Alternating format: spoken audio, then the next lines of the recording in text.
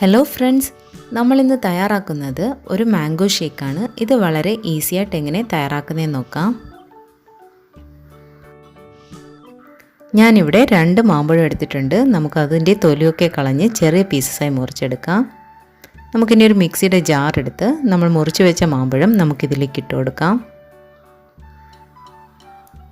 ഇതിലേക്ക് 3 table spoon പഞ്ചസാര ചേർത്ത് കൊടുക്കാം.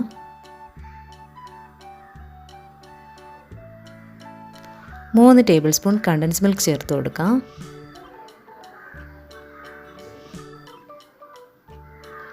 ഫ്രിഡ്ജിൽ വെച്ച് സെറ്റാക്കിയ 1 കവർ പാൽ നമുക്കിതിലേക്ക് ചേർത്ത് കൊടുക്കാം. ഇതെല്ലാം കൂടി നമുക്ക് നന്നായി അടിച്ചെടുക്കാവുന്നതാണ്. നല്ല തിക്കായിട്ട് നമുക്ക് അടിച്ചു കിട്ടിയിട്ടുണ്ട്. നമുക്കിതൊരു സെർവിങ് ഗ്ലാസ്സിലേക്ക് മാറ്റാം.